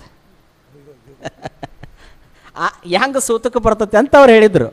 ಹೆಂಗೆ ಸೂತಕ ಬರ್ತತೆ ಅಂದ್ರೆ, ಯಾವ ಮಾತು ಬದುಕಿನಲ್ಲಿ ಆಚರಣೆಗೆ ಒಳಪಡುವುದಿಲ್ಲವೋ, ಯಾವ ಮಾತುಗಳು ನಮ್ಮ ನಡೆಯಲ್ಲಿ ಬರುವುದಿಲ್ಲವೋ, ಹೊಳ್ಳಾಮಳ್ಳ ಆ ಮಾತು ಹೇಳಿದ್ರೆ ಅದು ಬೇಕಾದಂಥ ಶ್ರೇಷ್ಠ ಮಾತಾದರೂ ಆ ಮಾತಿಗೆ ಸೂತಕ ಬರ್ತತೆ ಅಂತ. ಹಂಗೆ ಇವತ್ತು ನಮ್ಮ ಶರಣರ ಕೆಲವು ವಚನಗಳಿಗೆ ಸೂತಕ ಬಂದಾವ. ಆ ಸೂತಕ ಬಂದ ವಚನಗಳಲ್ಲಿ ಒಂದು 3 ಪ್ರಧಾನ ಸ್ಥಾನದಲ್ಲಿ ನಿಲ್ತಾವೆ. ಯಾವಂದ್ರೆ ಒಂದು ಕಳಬೇಡ ಕೊಲಬೇಡ ಅನ್ನೋ ಒಂದು ವಚನ, ಇನ್ನೊಂದು ಇವನಾರವನೆಂದೆನಿಸಿದರೆ ಅನ್ನುವಂಥ ಒಂದು ವಚನ, ದಯವೇ ಧರ್ಮದ ಮೂಲವಯ್ಯ ಅನ್ನುವಂಥ ಒಂದು ವಚನಗಳು ಎಲ್ಲಿಗೆ ತಂದು ನಾವು ನಿಲ್ಲಿಸಿಬಿಟ್ಟಿವಿ ಅಂದ್ರೆ ಸೂತಕಕ್ಕೆ ತಂದು ನಿಲ್ಲಿಸಿಬಿಟ್ಟಿವಿ. ಅವನು ಆಚರಣೆಯಲ್ಲಿ ಇಲ್ಲ. ಮತ್ತು ಇವು 3 ವಚನಗಳು ಏನಾರ ನಮ್ಮ ಬದುಕಿನೊಳಗೆ ಆಚರಣೆಗೆ ಬಂದರೆ ಶರಣರ 21,000 ವಚನಗಳು ನಿತ್ಯ ನಮ್ಮ ಬದುಕಿನಾಗ ಆಚರಣೆಗೆ ಬಂದಷ್ಟೇ ಸತ್ಯ. 21,000 ವಚನದಾಗ ಅವ್ರು ಏನು ಹೇಳ್ಯಾರ, ಭಕ್ತಸ್ಥಳದಿಂದ ಐಕ್ಯಸ್ಥಳದವರೆಗೂ, ಏಕೋತ್ತರ ಶತಸ್ಥಳದವರೆಗೂ, ಅಂಗ ಲಿಂಗ ಆಗುವಂಥ ಹಾದಿ, ಜೀವ ಶಿವನಾಗುವಂಥ ಹಾದಿ, ಆತ್ಮ ಪರಮಾತ್ಮ ಆಗುವಂಥ ಹಾದಿ, ಈಶ್ವರ ಸತ್ಯ, ಬ್ರಹ್ಮ ಸತ್ಯ, ಜಗತ್ ಸತ್ಯ, ಎಲ್ಲ ಸಿದ್ಧಾಂತಗಳು ಇದರಾಗ ಬಂದು ಮುಣಿಗೆದ್ದು ಬಿಡ್ತಾವೆ. ಮತ್ತಿನ್ನು ಬೇರೆ ಓದೋದು ಬೇಡ. ಯಾವಾಗ ಇವು ಆಚರಣೆಗೆ ಬರೋದಿಲ್ಲ, ಮಾತಿನ ಬ್ರಹ್ಮ ತೂತಿನ ಗಡಿಗೆ ಯಾತ್ಯಾತ್ಕು ಬೇಡ ಅಂತ ಹೇಳ್ತಾರೆ. ಮಾತಿನ ಬ್ರಹ್ಮ, ಮಾತಿನ್ಯಾಗ ಬ್ರಹ್ಮ ಹಂಗದಾನ ಬ್ರಹ್ಮ ಹಿಂಗದಾನ ಅನ್ನೋದು, ಒಲಿ ಮ್ಯಾಗ ನಾವು ತೂತು ಬಿದ್ದು ಗಡಿಗೆ ಇಟ್ಟು ಅಡುಗೆ ಮಾಡ್ತೀವಿ ಅನ್ನೋದು ಎಷ್ಟು ಹಾಸ್ಯಾಸ್ಪದವೋ, ಈ ಮಾತಿನಿಗೆ ಅದಕ್ಕೆ ಅವ್ರು ಬರೀತಾರೆ, ಆದ್ಯರ ವಚನಗಳ 10,000 ಓದಿದಡೇನು ನಿತ್ಯನಾಗಬಲ್ಲನೆ, ವಚನದಂತೆ ತಾನಿಲ್ಲ ತನ್ನಂತೆ ವಚನವಿಲ್ಲ ಅನ್ನುವಂಥ ಸ್ಥಿತಿಯನ್ನು ಇವತ್ತು ನಾವು ಕರ್ನಾಟಕದಲ್ಲಿ ಭಾಷಣಕಾರರು ತಂದು ನಿಲ್ಲಿಸಾಕತ್ತೀವಿ. ಭಾಷಣಕಾರರ ಬಗ್ಗೆ ಹೇಳಕತ್ತೀನಿ, ನಿಮ್ಮ ಬಗ್ಗೆ ಅಲ್ಲ, ಭಕ್ತರ ಬಗ್ಗೆ ಅಲ್ಲ. ಅದನ್ನು ಅಲ್ಲಿಗೆ ತಂದು ನಿಲ್ಸಾಕತ್ಬಿಟ್ಟಿವಿ ನಾವು. ಒಬ್ಬರು ಮಾತಾಡ್ತಾರೆ ಇಷ್ಟು ಲಿಂಗದ ಅವಶ್ಯಕತೆನೇ ಇಲ್ಲ ಅಂತ ಹೇಳ್ತಾರೆ. ಮತ್ತು ಇಷ್ಟು ಲಿಂಗದ ಅವಶ್ಯಕತೆ ಇಲ್ಲ ಅಂದ್ರೆ ಮತ್ತು ಅವತ್ತಿನ ಸಂದರ್ಭದಾಗ ಅವ್ರು ಕೊಟ್ಟರೆ ಯಾಕದನ್ನು ತೆಗೆದಿಟ್ಟು ಬಿಡ್ಬೇಕಾಗಿತ್ತು ಅವ್ರು. ಅವು ಐಚ್ಛಿಕ ಅಂತ ಹೇಳ್ತಾರೆ, ಬೇಕಾದ್ರೆ ಹಾಕೋಬೋದು ಸಾಕಾರ ಬಿಡ್ಬೋದು ಅಂತ ಹೇಳ್ತಾರೆ. ಅಲ್ಲ, ಅವ್ರು ಐಚ್ಛಿಕ ಅಂತ ಬಳಸ್ಯಾರಿಲ್ಲಿ ಶಬ್ದ ಒಂದರ ತೋರಿಸ್ರಿಲ್ಲ ನೀವು ಅದ್ರಾಗ. ಇವುಗಳನ್ನು ಧರಿಸದವರ ಏನಿಗೆ ತೋರದಿರಯ್ಯ ಅಂತ ಹೇಳ್ತಾರೆ ಅವರು. ಇನ್ನು ಮತ್ತಿನ ಅದನ್ನು ಬೇಡ ಅನ್ನುವಷ್ಟರ ಮಟ್ಟಿಗೆ ನೀವು ಇವತ್ತು ಭಾಷಣ ಮಾಡ್ತೀರಿ ಅಂದ್ರೆ ನಿಮಗೆ ಈ ಹಕ್ಕು ಕೊಟ್ಟವ್ರು ಯಾರು? ಇದನ್ನು ಪ್ರಶ್ನೆ ಮಾಡಬೇಕಾಗತ್ತೆ. ಇದನ್ನು ನಾವು ಸೂಕ್ಷ್ಮ ಪ್ರಶ್ನೆ ಮಾಡಬೇಕಾಗತ್ತೆ. ದಾರ್ಶನಿಕ ಬಸವಣ್ಣ ಅನ್ನುವಂಥ ವಿಷಯದಲ್ಲಿ ಇಂಥ ಕಠೋರ ಸತ್ಯಗಳನ್ನು ಈ ವೇದಿಕೆ ಮುಖಾಂತರ ಮಾತಾಡಬೇಕು ಹೊರತು ಇನ್ಯಾವ ವೇದಿಕೆ ಮುಖಾಂತರ ಮಾತಾಡಲಿಕ್ಕೆ ಸಾಧ್ಯ? ಇದೇ ವೇದಿಕೆ ಮುಖಾಂತರನ ಅದುಗಳಿಗೆ ಒಂದು ನ್ಯಾಯ ಸಿಗಬೇಕು ನಮಗೆ. ಯಾಕಂದ್ರೆ ಕಾಲ ಬದಲಾಗ್ತದೆ. 21ನೇ ಶತಮಾನ ಮುಗಿತಾ 22ನೇ ಶತಮಾನ ಬಂತು. ಇನ್ನು ಮುಂದೆ ಬರೋ ಪೀಳಿಗೆಂಕರು ಭಾಳ ಅನಾಹುತ ಇರ್ತದೆ. ಅದು ಪ್ರಶ್ನೆ ಮಾಡಲಾರ್ದೆ ಯಾವುದೂ ಒಪ್ಪೋದೇ ಇಲ್ಲ. ನಮಗೆ ಭಾಳ ಕೆಟ್ಟ ಅನ್ನಿಸ್ತದೆ. ಎಲ್ಲ ಕಡೆ ಹೋದಲ್ಲಿ ಹೇಳೋರು ನಾವು ಹರಿಯದವ್ರು ಇರ್ತೀವಿ, ಮುಂದೆ ಕೇಳೋರು ವಯಸ್ಸಾದವ್ರು ಕುಂತಿರ್ತಾರೆ. ಆ ಕಾಲ ಯಾವಾಗ ನೋಡ್ತೀವಿ ನಾವು ಹರಿಯದವ್ರು ಇರಬೇಕು, ಮುಂದೆ ಕುಂತು ಕೇಳೋರು ನಮ್ಮ ವಯಸ್ಸಿನವ್ರು ಇರಬೇಕು. ಇಂಥದ್ದು ಒಂದು ಕಾಲ ಕರ್ನಾಟಕದಲ್ಲಿ ಬರ್ತದೇನೋ ಅಂತ ತಿಳ್ಕೊಂಡು ನಾವು ನಿರೀಕ್ಷೆ ಮಾಡಕತ್ತೀವಿ. ಇವತ್ತಿನ ದಿನಮಾನದಲ್ಲಿ ಈ ಬಸವಾದಿ ಪ್ರಮುಖರನ್ನು ನಾವು ಎಲ್ಲಿಗೆ ತಂದು ನಿಂದ್ರಿಸಿದ್ದೇವೆ? ವಚನಕಾರರನ್ನು ನಾವು ಎಲ್ಲಿಗೆ ತಂದು ನಿಂದ್ರಿಸಿದ್ದೇವೆ? ವಚನ ಸಾಹಿತ್ಯವನ್ನು ನಾವು ಹೆಂಗೆ ಬೇಕಂಗೆ ಬಳಸಾಕತ್ತೀವಿ, ಹೆಂಗೆ ಬೇಕಂದು ಉಪನ್ಯಾಸ ಮಾಡಕತ್ತೀವಿ. ಹಾಗಾದರೆ ಇದಕ್ಕೆ ಶರಣರ ಸಮ್ಮತಿ ಐತೇನೋ? ಶರಣರು ಒಪ್ಕೊತಾರೇನೋ ಹಿಂಗೆ ಮಾತಾಡಿದ್ರೆ? ಶರಣರು ಇದಕ್ಕೆ ಶಿಕ್ಕ ಹಾಕ್ತಾರೇನೋ ಅಂತ ಒಂದಿಷ್ಟು ಆತ್ಮಾವಲೋಕನ ಮಾಡಿಕೊಳ್ಳಬೇಕಾದಂಥ ಅವಶ್ಯಕತೆ ಈ ಸಂದರ್ಭದಲ್ಲಿ ಇದೆ ಅಂತ ನಾನು ಭಾವಿಸ್ತೇನೆ. ಇನ್ನು ಶರಣ ಸಾಹಿತ್ಯವನ್ನು ಕುರಿತು ಕರ್ನಾಟಕದಲ್ಲಿ ಒಂದು ವರ್ಷಕ್ಕೆ ಏನೇ ಇಲ್ಲಂದ್ರೂ ಸುಮಾರು ಇಡೀ ನಮ್ಮ ಅಖಂಡ ಕರ್ನಾಟಕದೊಳಗೆ ಬೀದರ್ ಪಾಲಿಕೆಯಿಂದ ಹಿಡ್ಕೊಂಡು ಮೈಸೂರು ಚಾಮರಾಜನಗರದವರೆಗೂ ಒಂದು 50ರಿಂದ 60 ಪುಸ್ತಕಗಳು ಬರ್ತಾವೆ. ವರ್ಷ ಅಷ್ಟು ಪ್ರಿಂಟ್ ಆಕ್ಕಾವೆ, ಸಹಜವಾಗಿ ಪ್ರಿಂಟ್ ಆಕ್ಕಾವೆ. ಎಲ್ಲರೂ ಬರೀತಾರೆ. ಬರದಂತಕ್ಕಂಥ ವಿಚಾರಗಳು ಭಿನ್ನ ಭಿನ್ನ ಇರಬಹುದು. ಬರೀಲಿ, ಇನ್ನೂ ಬರೀಲಿ. ದಿವಸ ಒಂದು ಪುಸ್ತಕ ಬಿಡುಗಡೆ ಆಗಲಿ, ನಮಗೆ ಸಂತೋಷ ಐತಿ. ಆದರೆ ಶರಣರ ಮೂಲ ಆಶಯಗಳನ್ನು ಬಿಟ್ಟು ನೀವು ಹೋದ್ರಿ ಅಂತಂತಂದ್ರೆ ತರ ಇಲ್ಲಾರದ ಮನಿ ಆಗೋದಿಲ್ಲ, ಭೂಮಿ ಇಲ್ಲಾರದ ಬಿತ್ತಾಕ ಬರೋದಿಲ್ಲ. ಹಂಗೆ ಮೂಲ ಶರಣರ ಆಶಯಗಳನ್ನು ಬಿಟ್ಟು ನೀವೇನಾದರೂ ಕೆಲವೊಂದಿಷ್ಟು ಸಾಮಾಜಿಕ ಸ್ತರದ ವಚನಗಳನ್ನು ಓದಿಕೊಂಡು ನೀವೇನಾದರೂ ಸಿದ್ಧಾಂತವನ್ನು ಕಟ್ತೀನಂತ ಹೋದರೆ ಶರಣರು ಅಂತಾರಾಷ್ಟ್ರೀಯ ಮಟ್ಟದಲ್ಲಿ ಪೂಜ್ಯಗೊಳ್ಳುವುದಿಲ್ಲ. ಸ್ಪಷ್ಟ ತಿಳ್ಕೊಳ್ಬೇಕು ನೀವು. ಅಂತಾರಾಷ್ಟ್ರೀಯ ಮಟ್ಟದಲ್ಲಿ ಇವ್ರಿಗಿಂತ ಚಲೋ ಹೇಳಿದವರು ಅದಾರ ಅಂತ ವಾದ ಮಾಡ್ತಾರೆ ಅವರು. ಅದಾರ. ನೀವು ಹೇಳಿದ್ದನ್ನು ನಿಮ್ಗಿಂತ ಮೊದಲು ಹೇಳಿದೆವು, ನಾವು ಹೇಳಿವಿ ಅಂತಾರೆ ನಾವು. ಹಾಗಾದರೆ ಶರಣರು ಎಲ್ಲಿ ವಿಶಿಷ್ಟ ಆಗ್ತಾರೆ? ಶರಣರು ಎಲ್ಲಿ ದೊಡ್ಡವರಾಗ್ತಾರೆ? ಶರಣರಿಗೂ ಬೇರೆ ದಾರ್ಶನಿಕರಿಗೂ, ಶರಣರಿಗೂ ಬೇರೆ ತತ್ವಕಾರರಿಗೂ, ಶರಣರಿಗೂ ಬೇರೆ ಬೇರೆ ಬೇರೆ ಧರ್ಮದಲ್ಲಿರ್ತಕ್ಕಂಥ ಮಹಾತ್ಮರಿಗೂ ಏನು ವ್ಯತ್ಯಾಸ ಐತಿ? ಇದನ್ನು ನಾವು ಸೂಕ್ಷ್ಮ ಗಮನಿಸ್ಬೇಕು, ಭಾಳ ಗಮನಿಸ್ಬೇಕು. ಜಗತ್ತಿನ ಎಲ್ಲ ಧರ್ಮಗಳನ್ನು ಒಬ್ಬೊಬ್ಬರು ಕಟ್ಟಿದ್ರೆ ಏಕಕಾಲಕ್ಕೆ 770 ಅಮರಗಣಗಳು ಕೂಡಿ ಕಟ್ಟಿದ ಧರ್ಮ ಇದು ಕಲ್ಯಾಣದಲ್ಲಿ. ಇದ್ರ ಬಗ್ಗೆ ನಾವು ಅರ್ಥ ಮಾಡ್ಕೋಬೇಕು. ಬ್ರಿಟಿಷರ ಅಧಿಕಾರಿಯಾಗಿರುವಂಥ ಒಬ್ಬ ನ್ಯಾಯಾಧೀಶನಾಗಿರ್ತಕ್ಕಂಥ CP ಬ್ರೌನ್ ಹೇಳ್ತಾನೆ ಈ ಮಾತನ್ನು, ನಾ ಹೇಳೋದಿಲ್ಲ. 1835-40ರಲ್ಲಿ ಆತ ಈ ಭಾಗದಲ್ಲಿ ಬ್ರಿಟಿಷರ ಆಡಳಿತ ಇದ್ದ ಸಂದರ್ಭದಲ್ಲಿ ಒಬ್ಬ ನ್ಯಾಯಾಧೀಶನಾಗಿ ಆತ ಕರ್ನಾಟಕದ ಶರಣರ ಬಗ್ಗೆ ಅಧ್ಯಯನ ಮಾಡಿ ಮಾತು ಹೇಳ್ತಾನೆ. ಏನಂತ ಹೇಳಿದರೆ, ಜಗತ್ತಿನ ಎಲ್ಲ ದಾರ್ಶನಿಕರ ಬಗ್ಗೆ ನಾನು ಓದಿದ್ದೇನೆ, ಜಗತ್ತಿನ ಎಲ್ಲ ಧರ್ಮಗಳ ಬಗ್ಗೆ ನಾನು ಓದಿದ್ದೇನೆ. ಆದರೆ ಆದರೆ ಅನ್ನೋದೊಂದು ಶಬ್ದ ಬಂತಂದ್ರೆ ಮುಂದೆ ಏನಾಯ್ತು ಅಂತ ತಿಳ್ಕೊಬೇಕಲ್ಲ ನಾವು. ಆದರೆ ಅನ್ನುವಂಥ ಶಬ್ದ ಸಂಶಯ ಮಾಡಿ ಕೊಡ್ತೈತೆ. ಅದು ಆದರೆ ಅಂತ ಬಂತಂದ್ರೆ ಏನೋ ಒಂದು ಐತಪ್ಪ, ಅದನ್ನು ಸ್ಪಷ್ಟ ಬರಿತಾನೆ. ಆದರೆ ನಾನು ಕರ್ನಾಟಕದ ಶಿವಶರಣರ ಬಗ್ಗೆ, ಬಸವಾದಿ ಪ್ರಮುಖರ ಬಗ್ಗೆನೂ ಕೂಡ ಓದಿದ್ದೇನೆ. ಒಂದು ಸತ್ಯವಾದ ಮಾತು, ಉಳಿದೆಲ್ಲ ಚಿಂತನೆಗಳನ್ನು, ಉಳಿದೆಲ್ಲ ಧರ್ಮಗಳನ್ನು, ಉಳಿದೆಲ್ಲ ಚಿಂತನೆಗಳ ತತ್ವ ಫಿಲಾಸಫಿಯನ್ನು ಓದಿದ್ದೇನೆ. ಆದರೆ ಇವರ್ಯಾರೂ ಬಸವಾದಿ ಶರಣರಷ್ಟು ಪ್ರಾಮಾಣಿಕವಾಗಿ ನಡೆನುಡಿಯಲ್ಲಿ ತರಲಿಕ್ಕೆ ಪ್ರಯತ್ನಿಸಿದವರಲ್ಲ. ಆ ಹಿನ್ನೆಲೆಯಲ್ಲಿ ಕರ್ನಾಟಕದ ಲಿಂಗಾಯತರನ್ನು ನಾನು ಸುದೈವಿಗಳೆಂದು ತಿಳಿದುಕೊಳ್ಳುತ್ತೇನೆ. CP ಬ್ರೌನ್ ಈ ಮಾತು ಹೇಳ್ತಾನೆ. 1835-40 ದಶಕದಲ್ಲಿ ಈ ಮಾತು ಹೇಳ್ತಾನೆ. 1840 1940 ಹೋಗಿ ಇನ್ನೊಂದು 15 ವರ್ಷಕ್ಕೆ 2040 ಬಂತು. ಇನ್ನೂ ನಮ್ಮ ಹಣೆ ಬಾರಕ್ಕೆ ಶರಣರು ನಮಗೆ ಅರ್ಥ ಆಗೋಲ್ರು, ಇನ್ನೂ ನಮಗೆ ಅರ್ಥ ಆಗೋಲ್ರು. ಕಾರಣ ಈ ಎಲ್ಲ ವಿಚಾರಗಳನ್ನು ಇಟ್ಟುಕೊಂಡು ಇವತ್ತು ಇದರ ಮೇಲೆ ಸಾಕಷ್ಟು ರೀತಿಯ ಗದಪ್ರಹಾರ ನಡೀತಾ ಇದೆ. ಧ್ವನಿಯನ್ನು ಹತ್ತಿಕ್ಕುವಂಥ ಕೆಲಸ ಹತ್ತಕ್ಕಲಿ, ಅದು ಇಲ್ಲೇ ನಡೆದಿಲ್ಲ, ಅವರಿದ್ದ ಕಾಲದಾಗೂ ನಡೆದೈತಿ, ಅವರಿದ್ದ ಕಾಲದಾಗೂ ನಡ್ತೈತಿ. ಸಂಘರ್ಷಗಳು ಯಾವಾಗಲೂ ಇರಬೇಕು. ಸಂಘರ್ಷಗಳು ಇದ್ದಾಗನ ನಮ್ಮ ಸಿದ್ಧಾಂತ ಸ್ಫುಟವಾಗಿ ಬೆಳೀತಿದೆ. ಸಂಘರ್ಷಗಳಿಲ್ಲ ಅಂದರೆ ಬೆಳೆಯೋದಿಲ್ಲ. ಆದರೆ ಇವತ್ತಿನ ದಿನಮಾನದಲ್ಲಿ ಅದಕ್ಕೂ ಇದಕ್ಕೂ ನಾವು ಏನು ವ್ಯತ್ಯಾಸ ಕಾಣ್ತೀವಪ್ಪ ಅಂದ್ರೆ, ಅಂದಿನ ಶರಣರು ನಡೆನುಡಿ ಒಂದಾದ ಬದುಕು ಅವ್ರದ್ದಾಗಿತ್ತು. ಇಂದು ನಮ್ಮದು ನುಡಿ ಆಗೈತಿ, ನಡೆ ಇಲ್ಲ ಅನ್ನೋದೇ ಒಂದು ದೊಡ್ಡ ಕೊರಗು. ಇದೇ ಒಂದು ದೊಡ್ಡ ಕೊರಗು ನಮ್ಮಲ್ಲಿ. ಅದು ನನ್ನಂಥ ಮಠಾಧೀಶನನ್ನು ಹಿಡ್ಕೊಂಡು, ನಾವು ವಿರಕ್ತ ಮಠದವರ ಇರಲಿ, ಅಥವಾ ಇನ್ನೊಂದು ಗುರುಸ್ಥಳದ ಮಠದವರ ಇರಲಿ, ಅಥವಾ ಜಗದ್ಗುರು ಪೀಠದವರ ಇರಲಿ, ಅಥವಾ ಇನ್ನು ಕೆಲವು ಬಿರುದು ಬಾವಲಿಗಳುಳ್ಳಂಥ ಮಠಾಧೀಶರೇ ಇರಲಿ, ಮತ್ತು ಇನ್ನು ಕೆಲವು ಸಾಹಿತಿಗಳಿರಲಿ, ನಮ್ಮ ನಾಡಿನ ಕೆಲವು ದಿಗ್ಗಜರಿರಲಿ, ಸಾಹಿತಿಗಳಿರಲಿ, ಚಿಂತಕರಿರಲಿ, ಎಲ್ಲರಲ್ಲಿ ಕಾಣುವಂಥ ಕೊರತೆ ಏನಂದ್ರೆ, ಇದು ನಡೆಯಲ್ಲಿ ಬರುವುದರಲ್ಲಿ ಫೇಲ್ ಆಗತ್ತೆ, ನಡೆಯಲ್ಲಿ ಬರುವುದರಲ್ಲಿ ಫೇಲ್ ಆಗತ್ತೆ. ಮತ್ತು ಯಾವ ಸಿದ್ಧಾಂತ ನಿಮ್ಮ ನಡೆಯಲ್ಲಿ ಬರೋದಿಲ್ಲೋ, ನಡೆಯಲರಿಯದೆ ನುಡಿಯಲರಿಯದೆ ಲಿಂಗವ ಪೂಜಿಸಿ ಫಲವೇನು ಅಂತ ಹೇಳ್ತೈತಿ. ನಡೆಯಂಗಿಲ್ಲ, ನುಡಿಯಂಗಿ ಬರೀ ನಡಿಲಾರದನ್ನು ನುಡಿದ್ರಿ ಅಂದ್ರೆ ಲಿಂಗವ ಪೂಜಿಸಿ ಫಲ ಏನು ಅಂತ ತಿಳ್ಕೊಂಡು ಈ ಸಿದ್ಧಾಂತ ಹೇಳ್ತದೆ. ಹೋಯ್ತು ನಮ್ಮದು, ಹೋಯಿತಲ್ಲ ಭಕ್ತಿ ಜಲವ ಕೂಡಿ, ಎನಗೊಂದು ಲಿಂಗ ನಿನಗೊಂದು ಲಿಂಗ ಮನೆಗೊಂದು ಲಿಂಗವಾಯಿತು. ಇವು ಲಿಂಗ ಹೆಂಗೆ ಆಗಿಬಿಡ್ತಾವ ಅಂದ್ರೆ, ಕೆಲವರು ಒಂದಿಷ್ಟು ದೊಡ್ಡ ಅಕ್ಕವ, ಕೆಲವರು ಈಟು ಅಕ್ಕವ, ಇನ್ನು ಕೆಲವರು ಈಟು ಅಕ್ಕವ, ಇನ್ನು ಕೆಲವರು ಒತ್ತೈತೆ ಅಂತ ಕಡ್ಲಿ ಕಾಳಾಟ ಕಟ್ಕೊತಾರ. ಅವ್ರವ್ರ ಲಿಂಗವು ಬೇರೆ ಬೇರೆ ಆಗಿ, ಅವ್ರವ್ರ ಲಿಂಗವು ಬೇರೆ ಬೇರೆ ಆಗಿ, ಎನಗೊಂದು ಲಿಂಗ ನಿನಗೊಂದು ಲಿಂಗ ಮನೆಗೊಂದು ಲಿಂಗವಾಗಿ ಹೋಯಿತ್ತಲ್ಲ ಭಕ್ತಿ ಜಲವ ಕೂಡಿ. ಬರೀ ತೊಳ್ಯಾಕಾಟ ಆಯ್ತು, ಲಿಂಗೈಕ್ಯ ಆಗಕ್ಕೆ ಈ ಲಿಂಗ ಉಪಯೋಗ ಆಗಲಿಲ್ಲ ಅಂತ ನಾವು ಅರ್ಥ ಮಾಡ್ಕೊಳ್ಬೇಕಾಗ್ತದೆ. ಹೀಗಾಗಿ ಇವತ್ತು ನಮಗೆ ಬಸವಣ್ಣನವರು ಭಾಳ ಪ್ರಸ್ತುತ. ಯಾಕೆ ಪ್ರಸ್ತುತ ಆಗ್ತಾರೆ ಅಂದರೆ, ಇವತ್ತು ಜಗತ್ತಿನ ಅನೇಕ ಜ್ವಲಂತ ಸಮಸ್ಯೆಗಳಿಗೆ ಉತ್ತರ ವಚನಕಾರರಲ್ಲಿ ಇದೆ ಅನ್ನುವಂಥದ್ದನ್ನು ನಾವು ಎಲ್ಲರೂ ಒಪ್ಪಿಕೊಳ್ಬೇಕು. ಒಂದು ಆತ್ಯಂತಿಕ ಸತ್ಯ, ಯಾರು ಇಡೀ ಜಗತ್ತಿಗೆ ಪ್ರಜಾಪ್ರಭುತ್ವದ ಕಲ್ಪನೆ ಕೊಟ್ಟಿವೆ ಅಂತೀವಿ, ಮಾನವೀಯತೆ ಕಲ್ಪನೆ ಕೊಟ್ಟಿವೆ ಅಂತೀವಿ, ನಾಗರಿಕತೆ ಕಲ್ಪನೆ ಕೊಟ್ಟಿವೆ ಅಂತ ಹೇಳ್ಕೊತಿದ್ರು, ಅವ್ರಿಗೆ ಸದ್ಯ ಒಪ್ಪಿಕೊಳ್ಳೋಕತ್ತಾರ. ನಮಗಿಂತ ನೀವು 200 ವರ್ಷ ಮೊದಲು ಕೊಟ್ಟಿರಿ ಅಂತ ತಿಳ್ಕೊಂಡು ಇಂಗ್ಲೆಂಡ್ನವ್ರು ಒಪ್ಪಿಕೊಂಡ್ರಿ. ಈಗ ಅವ್ರು ನಾವು 14ನೇ ಶತಮಾನದಾಗ, ನೀವು 12ನೇ ಶತಮಾನದಾಗ ಅಂತ ಒಪ್ಪಿಕೊಂಡ್ರು. ಬಸವಣ್ಣವ್ರ ಮೂರ್ತಿನೂ ಕೂಡ ಸ್ಥಾಪನೆ ಮಾಡಿಕೊಂಡ್ರು. ಪಾರ್ಲಿಮೆಂಟ್ನಲ್ಲಿ ಬಸವಣ್ಣವ್ರ ಫೋಟೋನು ಕೂಡ ಹಾಕ್ಕೊಂಡ್ರು. ಇವತ್ತು ಒಂದು ಖುಷಿ ಪಡುವಂಥ ವಿಚಾರ, ಎಲ್ಲವನ್ನು ನಿತ್ಯಾತ್ಮಕವಾಗಿ ನೋಡೋದಕ್ಕಿಂತಲೂ ಇತ್ಯಾತ್ಮಕವಾಗಿ ನಾವು ನೋಡಬೇಕು. ಏನು ಇತ್ಯಾತ್ಮಕವಾಗಿ ನೋಡಬೇಕು? 25, 30, 40 ವರ್ಷಗಳ ಹಿಂದೆ ಬಸವ ಜಯಂತಿಯನ್ನು ಆಚರಣೆ ಮಾಡಬೇಕಾದ್ರೆ ಈ ದೊಡ್ಡ ದೊಡ್ಡ ಪತ್ರಿಕೆಗಳು, ಮಾಧ್ಯಮಗಳು, ಪೇಪರ್ಗಳಲ್ಲಿ, ಒಂದು ದೊಡ್ಡ ಪತ್ರಿಕೆಗಳಲ್ಲಿ ಒಂದು ಮೂಲ್ಯಾಗಾಟ ಇರ್ತಿತ್ತು. ಅಕ್ಷಯ ತೃತೀಯ, ಬಸವ ಜಯಂತಿ, ಒಂದಿಷ್ಟೇ ಮುಗೀತು. ಅದು ಕಾಣ್ತೈತೋ ಬಿಡ್ತೈತೋ, ಒಂದಿಷ್ಟರಾಗಿರ್ತಿತ್ತು. ಆವತ್ತು ಜಗ್ ಲಗ್ನ ಸಾಮೂಹಿಕ ಲಗ್ನಗಳು ಇರ್ತಿದ್ವು, ಎತ್ತಿನ ಮೆರವಣಿಗೆಗಳು ಹಾಕಿದ್ವು 30-35 ವರ್ಷದಿಂದ ನಾವು ಸಣ್ಣವರಿದ್ದಾಗ ನೋಡ್ತಿದ್ವಿ.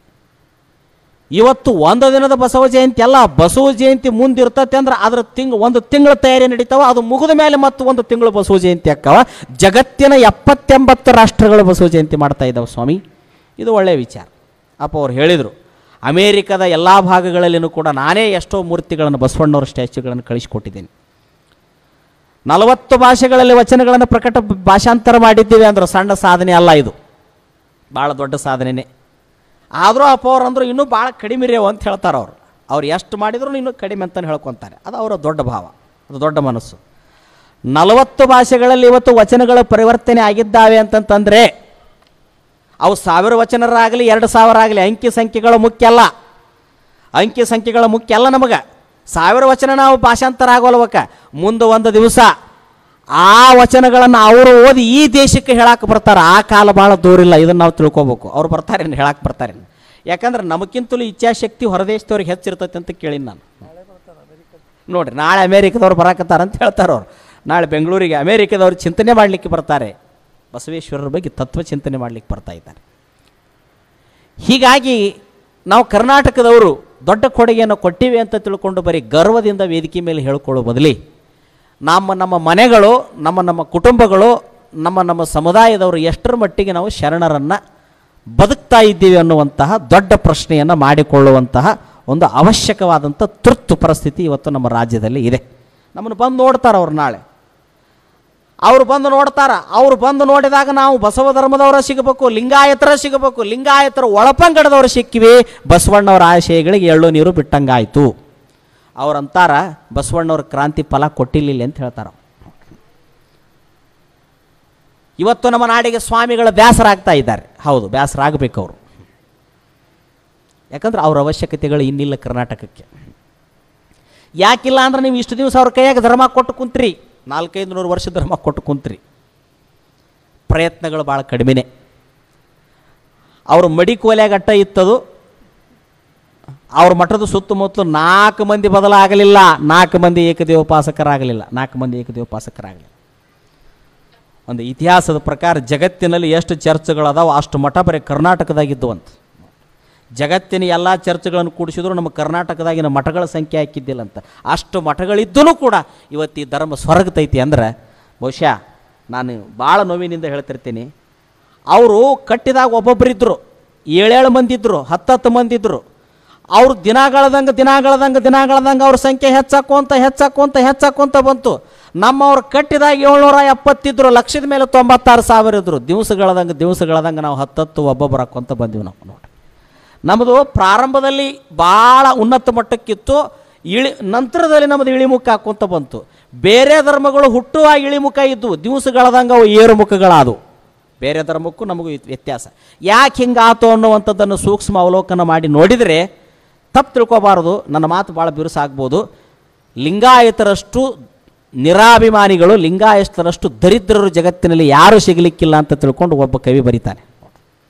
ಆಸಕ್ತಿನೇ ಇಲ್ಲ ಅಂತ ಇವರಿಗೆ ಶರಣರ ಬಗ್ಗೆ. ಯಾಕೆ ಅವ್ರು ಶರಣರು ನಮ್ಮ ಸಲುವಾಗಿ ತ್ರಾಸು ತೊಗೊಂಡ್ರು, ನಮಗೆ ರಕ್ತ ಕೊಟ್ಟರು, ನಮ್ಮ ಸಲುವಾಗಿ ಯಾಕೆ ಅವ್ರು ಕಷ್ಟಪಟ್ಟರು ಅನ್ನುವಂಥದ್ದನ್ನು ವಿಚಾರ ಮಾಡುವಷ್ಟು ಒಂದು ಸಣ್ಣ ಮನಸ್ಸು ಕೂಡ ಇವರು ಇಲ್ಲಂತ. ಇನ್ನು ಮತ್ತಿನ್ನು ಯಾವ ಮಟ್ಟಕ್ಕೆ ನೋಡಿರ್ಬೇಕಾದ್ರೆ ಇವ್ರು ಕಾಮೆಂಟ್ ಹಾಕಿರ್ತಾರೆ. ಅವರು ಎಷ್ಟು ಚೆಂದ ಹಾಕಿರ್ತಾರೆ ಅವ್ರ ಕಾಮೆಂಟ್ಗಳನ್ನು ನೋಡ್ಬೇಕು. ನಾನು ಒಬ್ಬ ಲಿಂಗಾಯತ, ನಾನು ಒಪ್ಪುತ್ತೇನೆ, ಆದರೆ ನನ್ನ ಧರ್ಮವೇ, ನನ್ನ ಆಚರಣೆಗಳೇ ಬೇರೆ, ಅದನ್ನು ಹೆಮ್ಮೆಯಿಂದ ಹೇಳ್ಕೊತಾರೆ. ಅವ್ರ ಕಾಮೆಂಟ್ಗಳನ್ನು ನೋಡ್ತಿರ್ಬೇಕು. ಅವ್ರ ಕಾಮೆಂಟ್ಗಳು ಹೇಳ್ಕೊಳ್ಳೋದು, ನಾನು ಒಬ್ಬ ವೀರಶೈವ ಲಿಂಗಾಯತ, ನಾನೊಬ್ಬ ಲಿಂಗಾಯತನಾಗಿ ಹುಟ್ಟಿದ್ದೇನೆ, ಆದರೆ ನನ್ನ ಆಚರಣೆಗಳು ಏನಿದ್ದಾವೆಲ್ಲ ಅವೆಲ್ಲ ಬೇರೆಯೇ. ಅದು ಬೇರೆ ಅಂದ್ರೆ ನಾನು ಮತ್ತೊಂದು ಹೇಳೋದಿಲ್ಲ, ನಿಮಗೆ ಗೊತ್ತಿರುತ್ತೆ. ನಾನು ಅದನ್ನು ಹೆಚ್ಚು ಪ್ರೀತಿಸುತ್ತೇನೆ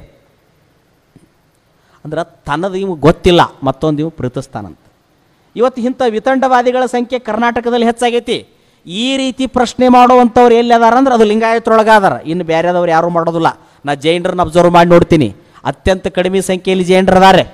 ಬೆರಳಣಿಕೆ ಎಷ್ಟು ಜೈನರು ಅದಾರೆ. 4 ಮಂದಿ ಮುಸಲ್ಮಾನರು ಇದ್ದು ಊರಾಗ ಒಂದು ಮಸೂತಿ ಜೋಪಾನ ಆಕತಿ, 8 ಮಂದಿ ಜೈನರಿದ್ದು ಊರಾಗ ಒಂದು ಬಸೀದಿ ಜೋಪಾನ ಆಕತಿ, 100 ಮಂದಿ ಲಿಂಗಾಯತರಿದ್ದ ಊರಾಗ ಒಂದು ಬಸವ ಸಮಿತಿ ಜೋಪಾನ ಆಗೋದಿಲ್ಲ, ಒಂದು ವಿರಕ್ತ ಮಠ ಜೋಪಾನ ಆಗೋದಿಲ್ಲ. ಅಷ್ಟು ಲೇಜಿ. ಚಪ್ಪಲಿ ಹೊಡಿಬೇಡ್ರಿ, ಭಾಳ ಅಸಹ್ಯ ಪಡುವಂಥ ಮಾತಿದು. ಇದು ನನ್ನ ಅನುಭವ. ಇದು ವಾಸ್ತವಿಕ ಸತ್ಯ. ಜೋಪಾನ ಒಟ್ಟ ಆಗೋದಿಲ್ಲ. ಹೊರಗಿನವರ ಬಂದು ನಮ್ಮ ಕಾರ್ಯಕ್ರಮ ಕುಂದಿರ್ತಿರ್ತಾರ ಹೊರತು ಒಳಗಿನವರು ಏನು ಮಾಡಾಕತ್ತಾರೆ ಇವ್ರು ಅನ್ನೋದು ಸಹಿತ ಹಣಿಕೆ ಹಾಕಂಗಿಲ್ಲ. ಎಷ್ಟೊಂದು ಇವರಿಗೆ ದರಿದ್ರತನ, ಎಷ್ಟೊಂದು ಇವರಿಗೆ ದುರಾಭಿಮಾನ, ಎಷ್ಟೊಂದು ಇವರಿಗೆ ಅನಾಸಕ್ತಿ. ಏನು ಒಯ್ತಾರೆ ಇವ್ರಿಗೆ ಪ್ರಪಂಚದಿಂದ? ಏನು ತೊಗೊಂಡು ಹೋಗವ್ರಿ ಇವರು? ಏನು ಭ್ರಮೆ ಕಾಡಾಕತ್ತೈತಿ ಇವರಿಗೆ? ಹೊನ್ನು ನಿನ್ನದಲ್ಲ, ಹೆಣ್ಣು ನಿನ್ನದಲ್ಲ, ಮಣ್ಣು ನಿನ್ನದಲ್ಲ, ಜ್ಞಾನವೆಂಬುದು ನಿನ್ನ ರತ್ನ ಅಂತ ಪ್ರಭು ಹೇಳಿದ. ಇವತ್ತು ಆ ಜ್ಞಾನ ನೀ ಕಷ್ಟಪಟ್ಟು ಓದೋದು ಬೇಡ, ನಿನಗೆ ಮಾಧ್ಯಮದ ಮೂಲಕ ಕೊಡ್ತೀವಿ. ನಿನಗೆ ಕುಂದರಿಸಿ ಆನಂದವಾಗಿ ನಿನಗೆ ಹೇಳಿ ನಿನಗೆ ಪ್ರಸಾದ ಮಾಡಿ ಹೊಟ್ಟಿಗೆ ಅನ್ನ ನೆತ್ತಿಗೆ ಜ್ಞಾನ ಕೊಡ್ತೀವಿ ಅಂತೀವಿ ನಾವು ಲಿಂಗಾಯತ ತತ್ವ ಪ್ರಚಾರಕರು. ಆದರೂ ನಮ್ಮಲ್ಲಿ ಜನಸಂಖ್ಯೆ ಮತ್ತು ಜೀರೋನ ಕಡಿಮೆನೇ, ಭಾಳ ಕಡಿಮೆ. ಮತ್ತು ಅದಕ್ಕೆ ವಿರೋಧಗಳು. ನಮ್ಮವರೇ ನಮಗೆ ವಿರೋಧ ಪ್ರಶ್ನೆ, ಬೇರೆ ಧರ್ಮದವರು ಪ್ರಶ್ನೆ ಮಾಡಿದ್ರೆ ಅವ್ರಿಗೆ ಉತ್ತರ ಭಾಳ ಚಂದ ಕೊಡ್ಬೋದು ನಾವು. ನಮ್ಮವರು ನಮಗೆ ಪ್ರಶ್ನೆ ಮಾಡ್ತಾರೆ. ಅದಕ್ಕೆ ಈ ಧರ್ಮ ನಮ್ಮವ್ರನ್ನ ನಾವು ಎದುರಿಸಿಕೊಳ್ಳೋದ್ರಾಗನ ಇವತ್ತು ಇಷ್ಟು ಒತ್ತಡಗಳನ್ನು ಕಾಣ್ತಾ 870-80 ವರ್ಷಗಳ ಕಾಲ ಬಂದಿದೆ. ಸೊರಗಿದೆ, ಭಾಳ ಸೊರಗಿದೆ. ನೋಡಕ್ಕೆ ಕಾಣ್ತದೆ ಹಂಗೆ. ಎಷ್ಟರ ಮಟ್ಟಿಗೆ ಇದು ಬೆಳಿಬೇಕಾಗಿತ್ತು ಅಷ್ಟು ಬೆಳಿಲಿಲ್ಲ. ಎಷ್ಟು ಬೆಳಿಬೇಕಾಗಿತ್ತು ಅಂದರೆ ಬಹುಶಃ ಜಗತ್ತಿನಲ್ಲಿ ಇದರಷ್ಟು ಇನ್ಯಾವುದೂ ಇರಬಾರ್ದಾಗಿತ್ತು, ಅಷ್ಟು ಇದು ಬೆಳಿಬೇಕಾಗಿತ್ತು. ಇದರಷ್ಟು ಇನ್ಯಾವುದೂ ಇರಬಾರ್ದಾಗಿತ್ತು, ಅಷ್ಟು ಬೆಳಿಬೇಕಾಗಿತ್ತು. ಆದರೆ ಇವತ್ತು ಕರ್ನಾಟಕದಲ್ಲಿ ಅಕಸ್ಮಾತ್ ನಾವು ಉತ್ತರ ಕರ್ನಾಟಕಕ್ಕೆ ಬಂದರೆ ಲಿಂಗಾಯತರು ಅಂತ ತಿಳ್ಕೊಂಡು ಹೇಳಿಕೊಳ್ಳುವಂಥವ್ರ ಮನೆಗಳ ಆಚರಣೆಗಳನ್ನು ನೋಡಿಬಿಟ್ರೆ ಭಯಾನಕ ಅನಿಸಿಬಿಡ್ತದೆ, ದೊಡ್ಡ ಭಯಾನಕ ಅನ್ನಿಸ್ತದೆ. ಇತ್ತಿತ್ತಲಲ್ಲಿ ಒಂದು ಹೊಲಸು ಪರಂಪರೆ ಚಲೋ ಆತು. ಇದ್ದ ಮಕ್ಕಳನ್ನ ಜೋಪಾನ ಮಾಡೋಕ್ಕಾಗಲಿಲ್ಲ ಅಂತ ಮತ್ತು ದತ್ತಕ್ಕೆ ಮಕ್ಕಳನ್ನ ತೊಗೊಂಡ್ರು ಅಂತಾರಲ್ಲ, ನಮ್ಮಲ್ಲಿ ಇದ್ದ ಮಠಗಳನ್ನು ನೆಟ್ಟಗೆ ಜೋಪಾನ ಮಾಡೋಕ್ಕಾಗಲಿಲ್ಲ. ಮತ್ತು 4 ಮಂದಿ ರಾಜಕಾರಣಿಗಳು ಕೂಡೋದು, ಒಬ್ಬ ಸ್ವಾಮಿ ಕರ್ಕೊಂಡೋಗಿ ಒಂದು ಪೀಠ ಮಾಡೋದು. ನೋಡಿ, ಅವು ನಾಯಿ ಕೊಡಿ ಹುಟ್ಟಿದಂಗೆ ಹುಟ್ಟ್ಯಾವ್ರಿ ಕರ್ನಾಟಕದಾಗ. ನಿಮ್ಗೆ ಗೊತ್ತಿರ್ಬೇಕು, ಮಳೆಗಾಲದಾಗ ನಾಯಿ ಕೊಡಿ ಅಂತ ಹುಟ್ಟತಾವೆ ನೋಡ್ರಿ. ಹಂಗೆ ಹುಟ್ಟಿಬಿಟ್ರು. ಪ್ರಯತ್ನ ಲೇದು, ಏನು ಕೆಲಸ ಇಲ್ಲ ಅವರಿಂದ. ನೋಡಿ, ಏನೇನು ಕೆಲಸ ಇಲ್ಲ. ಒಂದೀಟು ಧರ್ಮದ ಬಗ್ಗೆ, ಬಸವಣ್ಣವ್ರ ಬಗ್ಗೆ, ಬಸವಾದಿ ಪ್ರಮುಖರ ಬಗ್ಗೆ ಅವ್ರ ಬಾಯಾಗ ಮಾತು ಬರ್ತಾವಂದ್ರೆ ಆನಿ ತಗೋರಿ. ನೋಡಿ, ಏನಿದ್ರೂ ಕೂಡ ಅವ್ರ ಬಾಯಾಗ ಬರೋ ಮಾತಾ ಬೇರೆ. ಬರೀ ಪಾಲಿಟಿಕ್ಸ್, ರಾಜಕೀಯ. ನಮ್ಮ ಮಂದಿ ಇಷ್ಟ ಅದಾರ, ನಮ್ದು ವೋಟ್ ಬ್ಯಾಂಕ್ ಐತೆ ಅಂತ ತೋರಿಸೋದು, ಇವ್ರ ಹಿಂದೆ ಮಂದಿ ನೋಡಿ ಅವ್ರು ಹೆದರೋದು. ಧರ್ಮ ಸತ್ಯನಾಶ ಆಗಿ ಹೋಯ್ತು. ನೋಡಿ, ಇವರನ್ನು ಉದ್ಧರಿಸಲಿಕ್ಕೆ ಬಸವಣ್ಣ ಬೇಕಾಗಿತ್ತು. ಮಹಾದೇವ ಬಣಕಾರ್ ಅವರೊಂದು ಸ್ಪಷ್ಟ ಬರೀತಾರೆ. ಮಹಾದೇವ ಬಣಕಾರ್ ಅವರೊಂದು ಸ್ಪಷ್ಟ ಮಾತು ಬರೀತಾರೆ. ಎಷ್ಟು ಸ್ಪಷ್ಟ ಬರೀತಾರೆ ಅವರು ಮರುಳು ಸಿದ್ಧನ ಕಾವ್ಯದಲ್ಲಿ, ಯಾರಾದರೂ ಓದ್ಬೋದು ಅದನ್ನು. ಹೇಳ್ತಾರವ್ರು, ಒಂದು ಕಾಲದಲ್ಲಿ ಬಿದ್ದವ್ರನ್ನ ಎತ್ಕೊಳಕ್ಕೆ ಬಸವಣ್ಣ ಬೇಕಾಗಿತ್ತು. ಅಂಬಿಗ್ಯಾರನ್ನ ಎತ್ಕೊಳಕ್ಕೆ, ನೇಕಾರನ್ನ ಎತ್ಕೊಳಕ್ಕೆ, ಬಣಗಾರನ್ನ ಎತ್ಕೊಳಕ್ಕೆ, ಗಾಣಿಗ್ಯಾರನ್ನ ಎತ್ಕೊಳಕ್ಕೆ, ರಡ್ಡ್ಯಾರನ್ನ ಎತ್ಕೊಳಕ್ಕೆ, ಕಸ ಹೊಡೆಯವ್ರನ್ನ ಎತ್ಕೊಳಕ್ಕೆ, ಕೆತ್ತವ್ರನ್ನ ಎತ್ಕೊಳಕ್ಕೆ, ಇವರೆಲ್ಲರನ್ನೂ ಎತ್ಕೊಂಡು ಕಣ್ಣೀರು ಒರೆಸಿ ತನ್ನ ಎತ್ತರಕ್ಕೆ ಕರ್ಕೊಂಡು ಹೋಗಕ್ಕೆ ಬಸವಣ್ಣ ಬೇಕಾಗಿತ್ತು ಆ ಕಾಲದಲ್ಲಿ. ಇವತ್ತು ಇವರಿಗೆ ಬಸವಣ್ಣನ ಫೋಟೋ ಹಾಕಕ್ಕೆ ಅಭಿಮಾನ ಕಾಡ್ತೈತಿ. ಅದಕ್ಕೆ ಅವ್ರು ಬರೀತಾರೆ, ಅಂಬಿಗರು ಅಂಬಿಗ ಚೌಡಯ್ಯ ಲಿಂಗಾಯನಮ ಅಂತ ಹೋಗ್ತಾರೆ, ಕ್ಷೌರಿಕರು ಹಡಪದಪ್ಪಣ್ಣ ಲಿಂಗಾಯನಮ ಅಂತ ಹೋಗ್ತಾರೆ, ವಾಲ್ಮೀಕಿಗಳು ತಳವಾರ ಕಾಮಣ್ಣ ಲಿಂಗಾಯನಮ ಅಂತ ಹೋಗ್ತಾರೆ, ಕುರುಬರು ಗೊಲ್ಲಾಳೇಶ್ವರ ಲಿಂಗಾಯನಮ ಅಂತ ಹೋಗ್ತಾರೆ, ಗಾಣಿಗರು ಗಾಣದ ಕನ್ನಪ್ಪ ಲಿಂಗಾಯನಮ ಅಂತ ಹೋಗ್ತಾರೆ. ಇನ್ನು ಮುಂದೆ ಶ್ರೀ ಗುರು ಬಸವ ಲಿಂಗಾಯನಮ ಅನ್ನೋರನ್ನ ಹುಡುಕಾಡುವಂಥ ಕಾಲ ಬರ್ತೈತೆ ಅಂತ ಅವತ್ತ ಬರೆದಿದ್ದವು. ಯಾರು? ಮಹಾದೇವ ಬಣಕಾರ ಬರೆದಿದ್ದಿ ಮಾತು. ಅಭಿಮಾನನೇ ಇಲ್ಲ. ಮನೆಯೊಬ್ಬರು ಪ್ರಶ್ನೆ ಮಾಡಿದ್ರಂತ, ಅಲ್ರಿ ಬುದ್ಧಿ, ಅನುಭವ ಮಂಟಪದಲ್ಲಿ ನಿಮಗೆ ಶರಣರ ಅಸ್ತಿತ್ವ ಐತಿ, ಅವ್ರದ್ದೊಂದು ಫೋಟೋ ಹಾಕಿಲ್ಲ ಅಂದ್ರೆ ಏನು ಮಾಡ್ಬೇಕು ಬಸವಣ್ಣವ್ರು ತೊಗೊಂಡಂತಾನಂತ ಸ್ವಾಮಿ. ಅಂದರೆ ಎಷ್ಟರ ಮಟ್ಟಿಗೆ ನಮ್ಮಲ್ಲಿ ದುರಾಭಿಮಾನ ಕಾಡ್ತದೆ ನೋಡಿ. ಇನ್ನೊಬ್ಬ ಸ್ವಾಮಿಗಳು ಹೆಂಗೆ ಶರಣರ ಚಿತ್ರ ಚಿತ್ರಿಸಿದ್ರಂದ್ರೆ ಅವ್ರ ಕೊಳಗ ಲಿಂಗಾನ ಇದ್ದಿದ್ದಿಲ್ಲ, ಆ ಶರಣನ ಕೊಳಗ ಅವ್ರನ್ನೊಂಥರ ನಾಸ್ತಿಕ ರೂಪದಲ್ಲಿ ಚಿತ್ರಿಸಿಬಿಟ್ಟಿದ್ರು. ಇವೆಲ್ಲ ಗದ ಪ್ರಹಾರಗಳು ಯಾರ ಮ್ಯಾಗ ನಡೀತಾವ ಅಂದ್ರೆ ವಿಶೇಷವಾಗಿ ಶರಣರ ಮ್ಯಾಗ ನಡೀತಾವೆ. ಇನ್ನು ಉಳಿದ ಧರ್ಮದ ಮ್ಯಾಗ ನಡೀದಿಲ್ಲ.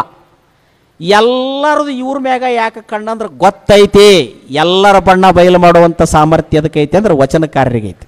ಆ ಹೆದರಿಕೆ ಉತ್ತರ ಭಾರತದಿಂದ ಹಿಡ್ಕೊಂಡು ದಕ್ಷಿಣ ಭಾರತದವರೆಗೂ ಎಲ್ಲರಿಗೂ ಎದ್ರ ಬಗ್ಗೆ ಕಣ್ಣಂದ್ರೆ ಅವ್ರದ್ದು ವಚನಕಾರರ ಮೇಲೆ ಕಣ್ಣವ್ರು. ಇವ್ರನ್ನ ಒಟ್ಟು ಮುಚ್ಚಿಡೋನು. ಇವ್ರು ಹೊರಗೆ ಬಂದರು ನಮ್ಮ ಅಂಗಡಿ ಬಾಗಿಲು ಬಂದಕ್ಕಾವ, ಇವ್ರು ಹೊರಗೆ ಬಂದರು ನಮ್ಮ ಅಂಗಡಿ ಬಾಗಿಲು ಬಂದಕ್ಕಾವ ಅಂಥೇಳಿ ಎಲ್ಲರೂ ಇದ್ರ ಮೇಲೆ ಗದಪ್ರಹಾರ ಮಾಡ್ತಾ ಇದ್ದಾರೆ. ಆದರೆ ಎಷ್ಟು ಮಂದಿ ಇದ್ರ ಮೇಲೆ ಗದಪ್ರಹಾರ ಮಾಡಿದರು? ಬಸವಣ್ಣ ಸ್ಪ್ರಿಂಗ್ ಇದ್ದಂಗೆ ಮತ್ತು ಪುಟದ ಎಳುವಂಥ ಕೆಲಸನ ಮಾಡ್ಯಾನ ಹೊರತು ಬಸವಣ್ಣನ ತತ್ವಗಳು ಮತ್ತು ಅವು ಪ್ರಕಾಶಮಾನವಾಗಿ ಬೆಳಗಾಕತ್ತಾವ ಹೊರತು ಅವಕ್ಕೆಂದು ಕುಂದು ಉಂಟಾಗಿಲ್ಲ. ಮಹೇಶ್ವರನ ಶರಣರು ಬಂದ ಬರವ ನಿಂದ ನಿಲ್ಲುವ ಈ ಲೋಕದ ಜಡರೆತ್ತ ಬಲ್ಲರೆ ಅಂತ ಹೇಳ್ತಾರೆ ನೋಡಿ.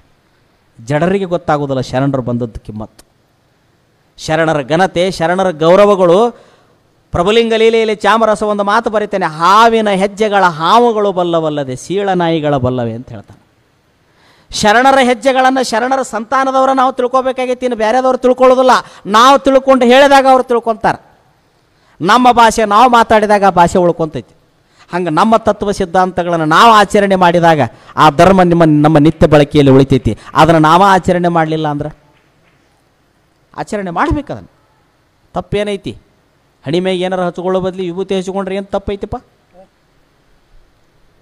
ಏನು ತಪ್ಪೈತ್ರಿ? ಅದಕ್ಕೆ ಅವ್ರು ಉತ್ತರ ಕೊಟ್ರಂತ, ನಾ ಕುಂತಿರ್ತಕ್ಕಂಥ ಕುರ್ಚೆ ಮ್ಯಾಗ ಹಚ್ಕೊಂಡಿಲ್ಲ, ವಿಭೂತಿನ ನನ್ನ ಹಣಿ ಮ್ಯಾಗ ಹಚ್ಕೊಂಡೀನಿ. ಒಂದು ವೇಳೆ ನೀವು ವಿಭೂತಿ ಹಚ್ಕೊಳ್ಳೋದು ಬಿಟ್ಟು ಬಿಡ್ರಿ ಅಂದ್ರೆ ಸ್ಥಾನ ಬಿಡ್ತೀನಿ ಹೊರತು ಭಸ್ಮ ಹಚ್ಕೊಳ್ಳೋದು ಬಿಡೋದಿಲ್ಲ ಅಂದ್ರಂತ ಜತ್ತಿಯವರು. ನೋಡ್ರಿ, ಆ ಅಭಿಮಾನ ನಮಗೆ ಬರಬೇಕು. ರಾಷ್ಟ್ರಪತಿ ಸ್ಥಾನದಲ್ಲಿ ಕುಂತವರು ನಾ ಕುರ್ಚೆಗೇನು ಹಚ್ಚಿಲ್ಲಪ್ಪ, ಆ ಕುರ್ಚೆದ ಮ್ಯಾಗ ಹಿಂದೂ ಭಾಳ ಮಂದಿ ಕುಂತು ಹೊಕ್ಕಾರ, ಮುಂದೂ ಭಾಳ ಮಂದಿ ಕುಂತು ಹೊಕ್ಕಾರ, ನಾನು ಹಣಿಗೆ ನಾ ಹಚ್ಕೊಂಡೀನಿ.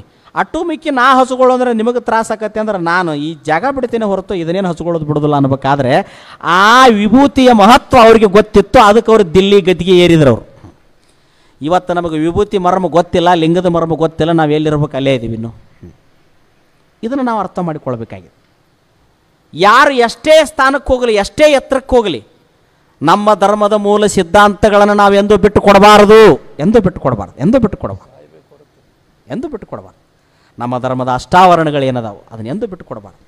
ನಮ್ಮ ಧರ್ಮದ ಪಂಚ ಆಚಾರಗಳೇನದಾವು, ನಮ್ಮ ಧರ್ಮದ ಶಟಸ್ಥಲ ಸಿದ್ಧಾಂತ ಏನೈತಿ ಅದನ್ನು ಎಂದೂ ಬಿಟ್ಟು ಕೊಡಬಾರ್ದು. ಪ್ರಸಂಗ ಬಂದ್ರೆ ನಮ್ಮವರು ಮರಣ ಜನ್ಮ ಬಿಟ್ಟಾರ, ನಮ್ಮವರು ಅಂಥ ಘಟನೆಗಳನ್ನು ನಿಮಗೆ ಸಾಕಷ್ಟು ತೋರಿಸ್ತೀನಿ, ಇತಿಹಾಸದಲ್ಲಿ ದಾಖಲೆ ಅದಾವೆ.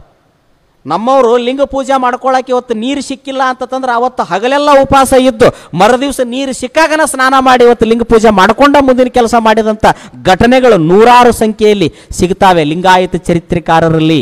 ಇಷ್ಟೊಂದು ಕಟ್ಟುನಿಟ್ಟಾದಂಥ ಧರ್ಮ ಇವತ್ತು ಯಾಕಿಷ್ಟು ಸಡ್ಲಾತ್ ಅನ್ನುವಂಥ ಒಂದು ತತ್ವಾವಲೋಕನ, ಆತ್ಮತತ್ವಾವಲೋಕನವನ್ನು ಇವತ್ತು ಈ ಪ್ರವಚನದಲ್ಲಿ ಮಾಡಬೇಕಾಗಿದೆ. ಆ ಹಿನ್ನೆಲೆಯಲ್ಲಿ ಇವತ್ತು ದಾರ್ಶನಿಕ ಬಸವಣ್ಣ ಅನ್ನುವಂಥದ್ದು ಒಂದು ಟೈಟಲ್, ಅದೊಂದು ಬೋರ್ಡ್. ಆ ಬೋರ್ಡ್ ಮೂಲಕ ಇವತ್ತು ನಾವು ಹೋಗಬೇಕಾಗಿದೆ. ಬರೀ ಬಸವಣ್ಣವರನ್ನು ಬರೀ ದಾರ್ಶನಿಕರಂತೀವಿ, ಬರೀ ಬಸವಣ್ಣವ್ರನ್ನ ಸಾಹಿತಿಗಳಷ್ಟು ಕುರಿತು ಬರೆದ್ರೇನು ಅದಾರ. ನಮ್ಮ ದಂಡೆ ಅವರು ಬರೆದಾರ, ನಮ್ಮ ಹಿರಣ್ಯ ದಂಡೆ ಸರ್ ಬರೆದಾರ.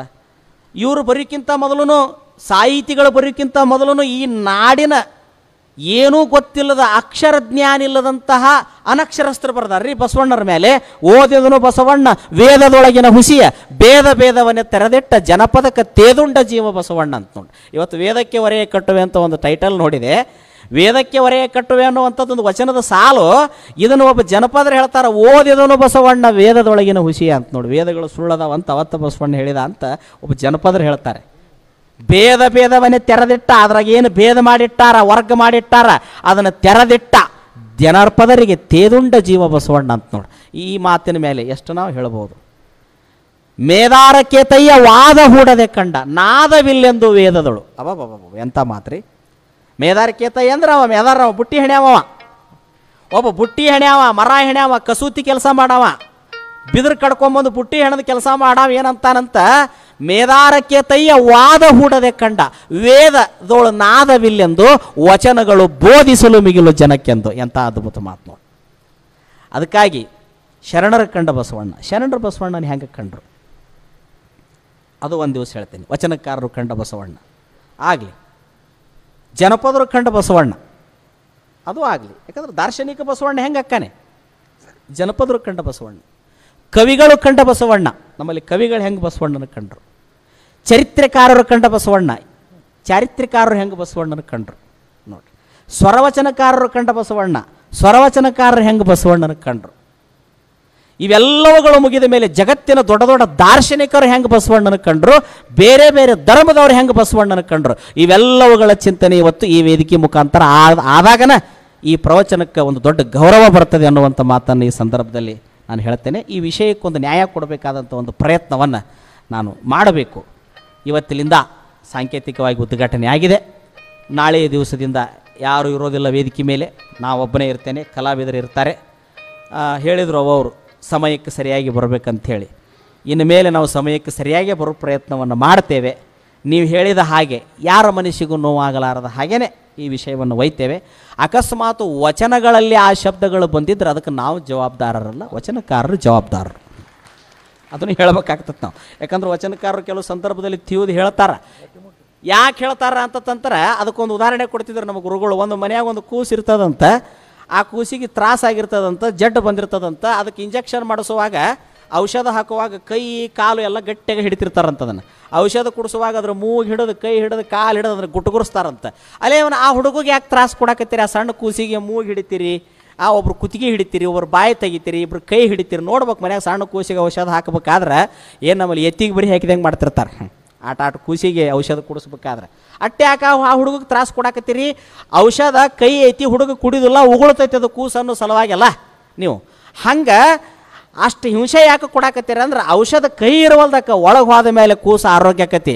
ಹಂಗೆ ವಚನಕಾರರು ಯಾಕೆ ಭೇದ ಹೇಳ್ತಾರಂದ್ರೆ, ಭೇದ ಹೇಳಿದ್ರೆ ನಮ್ಮ ಜನ ಸುಧಾರಣೆ ಆಗ್ತಾರಲ್ಲ ಅನ್ನುವಂಥ ಉದ್ದೇಶಕ್ಕಾಗಿ ಅವ್ರು ಭೇದ ಹೇಳ್ತಾರೆ ಹೊರತು ಯಾವುದೇ ಅದರ ಹಿಂದೆ ದುರುದ್ದೇಶಗಳು ವಚನಕಾರರಲ್ಲಿ ಇಲ್ಲ. ಯಾಕಂದ್ರೆ ಸಕಲ ಜೀವಾತ್ಮರಿಗೆ ಲೇಸು ಬಯಸಿದವರು ಅವರು. ಸಕಲ ಜೀವಾತ್ಮರಿಗೆ ಲೇಸು ಬಯಸಿದವ್ರಿಗೆ ಇನ್ನೆಂದರ ಯಾರಿಗಾರ ಬಗ್ಗೆ ದ್ವೇಷ ಮಾಡೋಕ್ಕೆ ಸಾಧ್ಯ ಐತೆ? ಸಾಧ್ಯ ಇಲ್ಲ. ಅದಕ್ಕಾಗಿ ವಚನಗಳಲ್ಲಿ ಕೆಲವೊಂದಿಷ್ಟು ಅಂಥ ಶಬ್ದಗಳು ಬರ್ತಾವೆ. ಅವುಗಳು ಬಂದಾಗ ನಾವು ಅನಿವಾರ್ಯವಾಗಿ ಅವುಗಳನ್ನು ಬಳಸಬೇಕಾಗ್ತದೆ. ಪ್ರಶ್ನೆ ಇಲ್ಲ, ಅವನು ಬಳಸಬೇಕಾಗ್ತದೆ. ಅದಕ್ಕಾಗಿ ದೋಷಗಳಿಲ್ಲ. ಇನ್ನು ವೈಯಕ್ತಿಕವಾಗಿ ನಾವು ಅಂಥ ಶಬ್ದಗಳನ್ನು ಬಳಸೋದು ಬೇಡ. ಯಾಕಂದ್ರೆ ಆ ಮಟ್ಟಕ್ಕೆ ನಾವು ಹೋದವರಲ್ಲ.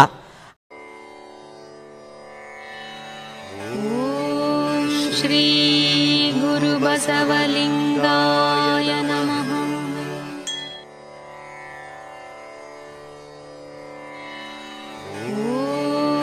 ಶ್ರೀ ಗುರು ಬಸವಲಿಂಗಾಯ ನಮಃ.